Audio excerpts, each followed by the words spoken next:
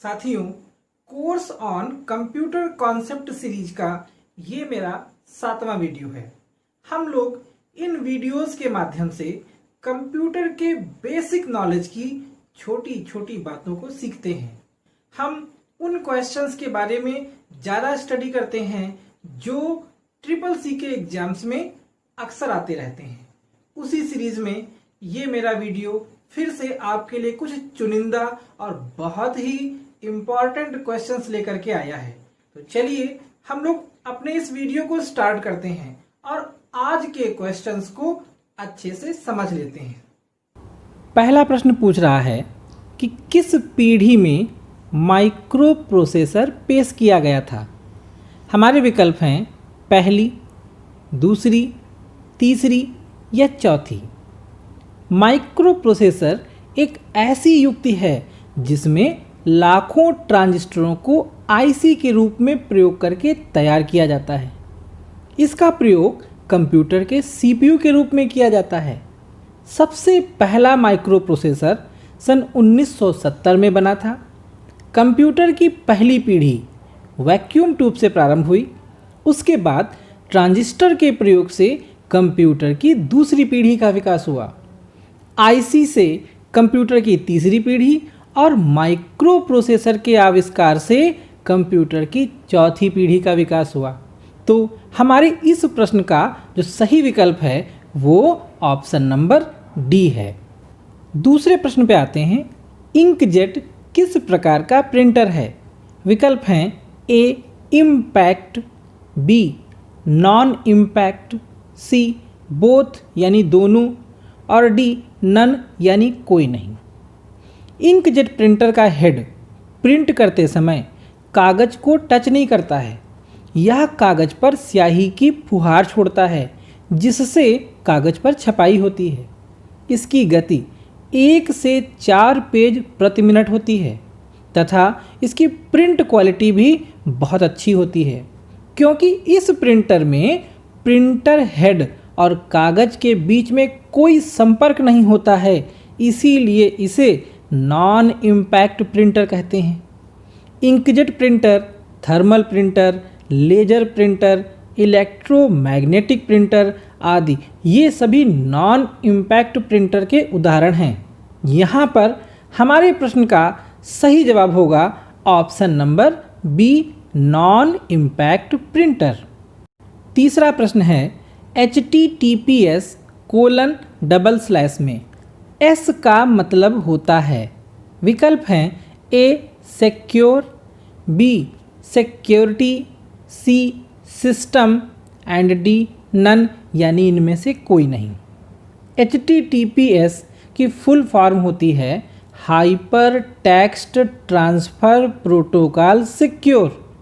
अतः अंतिम अक्षर एस का जो अर्थ हुआ वो हुआ सिक्योर। तो हमारा इस प्रश्न का जो सही विकल्प है वो हुआ ऑप्शन नंबर ए सिक्योर।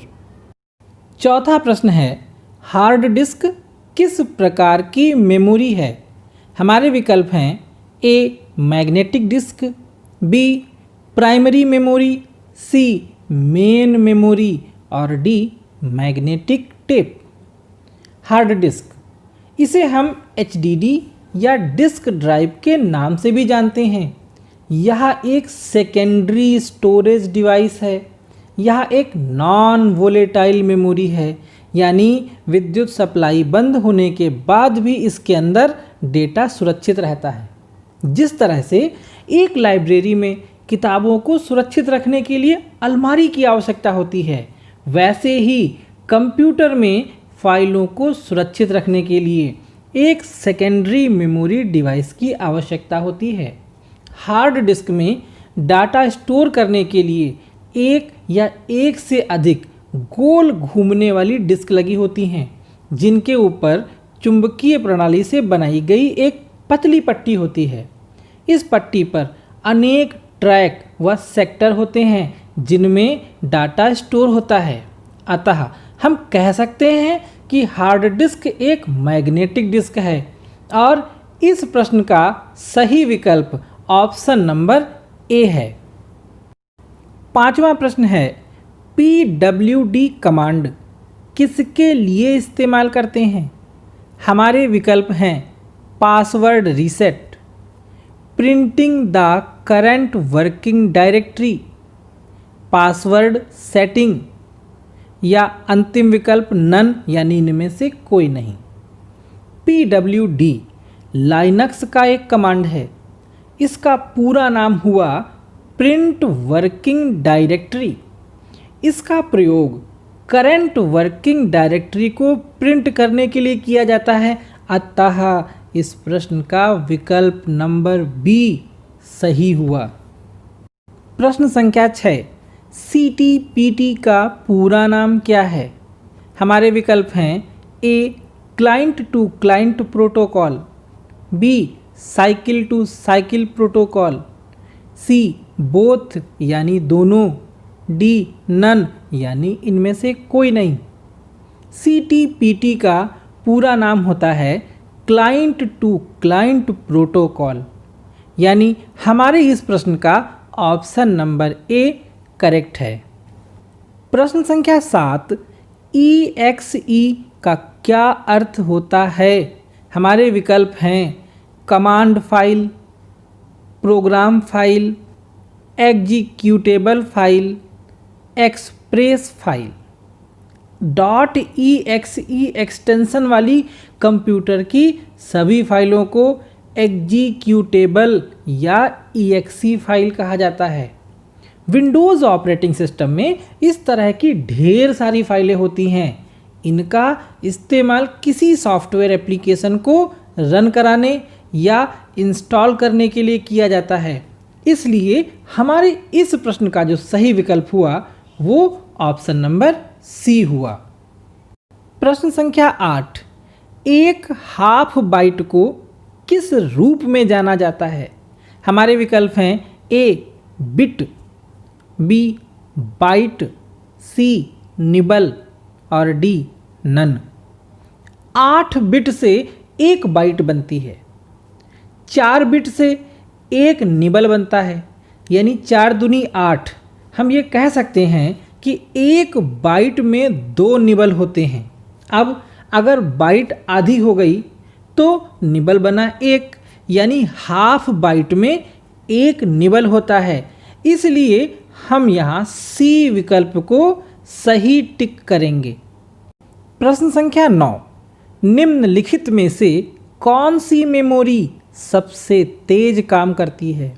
विकल्प हैं ए SRAM, बी DRAM, सी SDRAM और डी नन। रैम 2 प्रकार की होती हैं, पहली SRAM और दूसरी DRAM। SRAM का अर्थ होता है स्टैटिक रैंडम एक्सेस मेमोरी। इसमें जो स्टैटिक शब्द है वो ये बताता है कि इस रैम में डेटा स्थिर रहता है, इसलिए इसको बार बार रिफ्रेश करने की ज़रूरत नहीं पड़ती है। जबकि DRAM का अर्थ होता है dynamic random access memory. Dynamic शब्द का अर्थ हुआ चलायमान, अर्थात हमेशा बदलते रहने वाला। इस रैम को डेटा स्टोर करने के लिए लगातार रिफ्रेश करना पड़ता है। SDRAM का पूरा नाम होता है synchronous dynamic random access memory. यह डायनामिक रैम का ही एक प्रकार है जो कि कार्य क्षमता में सबसे तेज होता है। अतः हमारे इस प्रश्न का जो सही विकल्प होगा वो ऑप्शन नंबर सी SDRAM ही होगा। प्रश्न संख्या 10, कंट्रोल प्लस एस्केप से क्या ओपन होता है? हमारे विकल्प हैं A task manager, B control panel, C start menu और डी नन। जब हम लोग कंट्रोल के साथ में एस्केप की को प्रेस करते हैं तो हमारे कंप्यूटर स्क्रीन पर स्टार्ट मेन्यू ओपन होकर के सामने आ जाता है। यानी हमारे इस प्रश्न का जो सही विकल्प है वो option number D start menu है। प्रश्न संख्या 11, अपने कंप्यूटर को हैकर से बचाने के लिए आप किसका प्रयोग करेंगे? हमारे विकल्प हैं ए यूएसपी, बी वीएलसी, सी फायरवॉल और डी स्क्रिप्ट। हम लोग ये जान लें कि प्रत्येक कंप्यूटर को एक सुरक्षा कवच की आवश्यकता होती है जिससे उसे वायरस या मैलवेयर से बचाया जा सके। इसके लिए हमारे कंप्यूटर सिस्टम में एक व्यवस्था होती है जिसको हम फायरवॉल कहते हैं। फायरवॉल एक प्रकार की सुरक्षा योजना है जो एक सॉफ्टवेयर प्रोग्राम या एक हार्डवेयर डिवाइस के रूप में होती है। जब हमारा कंप्यूटर इंटरनेट से जुड़ता है तब यही फायरवॉल कंप्यूटर की ओर आ रहे ट्रैफिक को अंदर जाने से रोक देती है। यह कंप्यूटर के नेटवर्क में एक दीवार जैसा बना देती है जो कंप्यूटर में किसी भी हानिकारक प्रोग्राम को अंदर आने से रोक देती है। अर्थ ये हुआ कि अपने कंप्यूटर को हैकर से बचाने के लिए हम विकल्प सी यानी फायरवॉल का प्रयोग करेंगे। प्रश्न संख्या 12, पेन ड्राइव का फाइल सिस्टम होता है।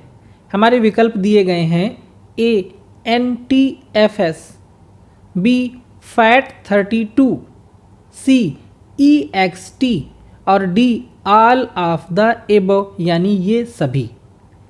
हमारे कंप्यूटर में विभिन्न प्रकार की मेमोरी के लिए अलग अलग प्रकार के फाइल सिस्टम होते हैं जैसे NTFS, FAT32 या EXT। एक कंप्यूटर में जो हार्ड डिस्क लगी होती है बाय डिफ़ॉल्ट वो NTFS फाइल सिस्टम वाली होती है। यानी इन विकल्पों में से हमारे सारे विकल्प सही हैं, इसलिए हम ऑप्शन नंबर डी चुनेंगे, ऑल ऑफ द एबव। प्रश्न संख्या 13, UPI किस गवर्नर के द्वारा लॉन्च किया गया? हमारे दिए गए विकल्प हैं ए उर्जित पटेल, बी रघुराम राजन, सी शक्तिकांत दास और डी इनमें से कोई नहीं। हमारे जितने भी विकल्प हैं उनमें से रघुराम राजन हमारे RBI की ऐसे गवर्नर थे जिन्होंने UPI को लॉन्च किया था। यानी हमारे इस प्रश्न का जो सही विकल्प है वो ऑप्शन नंबर बी है। प्रश्न संख्या 14, लिंक्डइन किसके लिए इस्तेमाल किया जाता है? विकल्प हैं ए सोशल मीडिया, बी स्टडी, सी IM और D jobs and business. LinkedIn वास्तव में एक व्यावसायिक सामाजिक नेटवर्क सेवा है। इसकी स्थापना 28 दिसंबर सन 2002 में हुई थी और इसे मई 2003 में लॉन्च किया गया था। क्योंकि ये व्यावसायिक सामाजिक नेटवर्क सेवा है तो इसका प्रयोग जॉब व बिजनेस के लिए किया जाता है। यानी हमारे दिए गए विकल्पों में ऑप्शन नंबर डी सही है।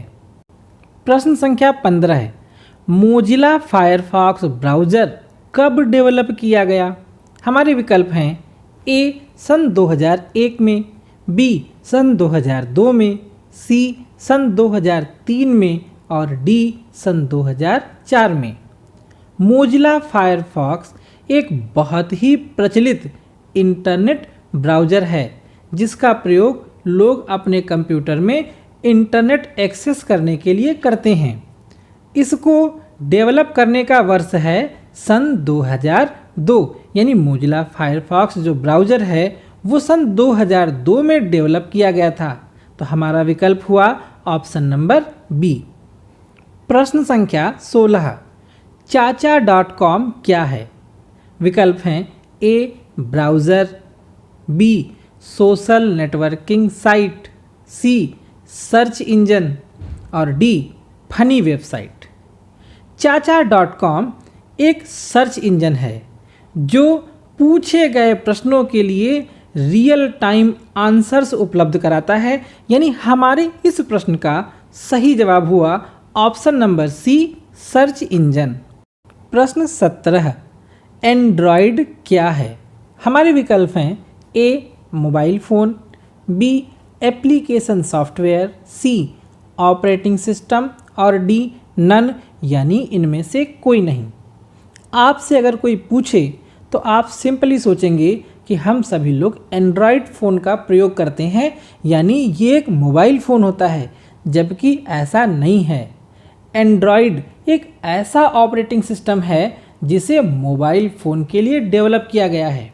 आप मोबाइल के डिस्प्ले में जो कुछ भी देखते हैं वो सब ऑपरेटिंग सिस्टम के ही भाग होते हैं। एंडी रूबिन ने एंड्रॉयड का निर्माण किया था, जिसे बाद में गूगल ने खरीद लिया था।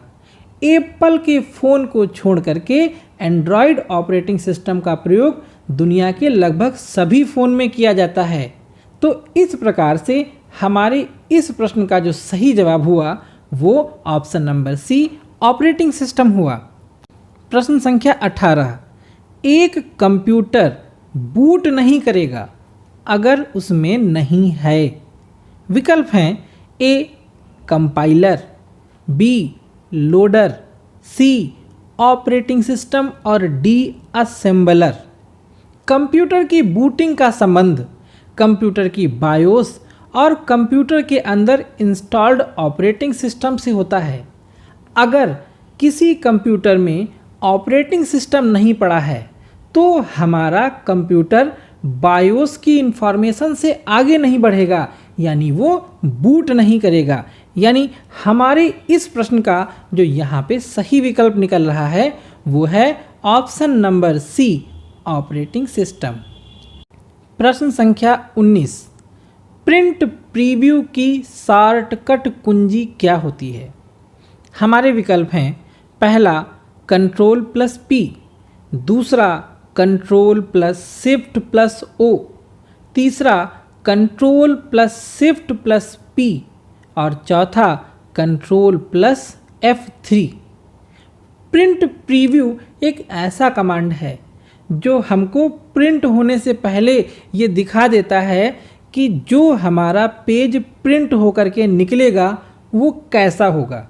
यानी अगर हमें अपने पेज में कुछ सुधार करना है, उसके प्रिंट एरिया को मैनेज करना है, तो प्रिंट प्रीव्यू को देख करके हम कर सकते हैं।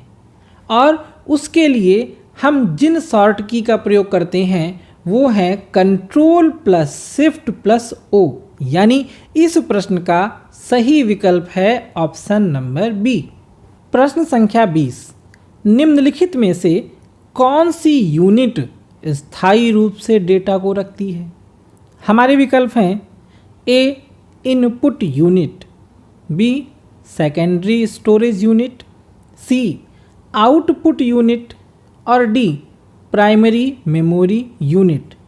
प्रश्न को समझिए, यहाँ पे ये कह रहा है कि स्थायी रूप से डेटा को रखती है, यानी डेटा सुरक्षित रहे, चाहे कंप्यूटर में विद्युत धारा प्रवाहित हो रही हो या ना प्रवाहित हो रही हो। हम जानते हैं कि प्राइमरी मेमोरी जो कि रैम है और उसके अंदर डेटा तब तक रहता है जब तक कंप्यूटर में विद्युत सप्लाई जारी रहती है। विद्युत सप्लाई समाप्त होते ही रैम के अंदर का सारा डेटा अपने आप समाप्त हो जाता है। सेकेंडरी स्टोरेज यूनिट ही ऐसी यूनिट होती है जिसके अंदर जो भी डेटा सेव कर दिया जाता है वो विद्युत सप्लाई समाप्त होने के बाद भी उसमें सुरक्षित रहता है। यानी हमारे इस प्रश्न का जो सही विकल्प है वो है option number B secondary storage unit. साथियों, हम लोग आज कंप्यूटर युग में जी रहे हैं, इसलिए आज कंप्यूटर का महत्व बहुत ज़्यादा बढ़ गया है। हमारे लिए ये आवश्यक हो गया है कि हम लोग कंप्यूटर से संबंधित एप्लीकेशंस, हार्डवेयर, सॉफ्टवेयर, इन सब की डिटेल्ड इंफॉर्मेशन अपने पास रखें। हमारे चैनल का उद्देश्य है कि कंप्यूटर की गहरी, विस्तृत और सटीक जानकारी आप लोगों तक पहुंचाना, और हम इस कार्य के लिए लगातार लगे हुए हैं। आपको अगर ये वीडियो पसंद आया हो तो आप इसको लाइक व शेयर करना मत भूलिएगा। हमारे इस वीडियो में हमारे साथ अंत तक बने रहने के लिए आप सभी का बहुत बहुत धन्यवाद।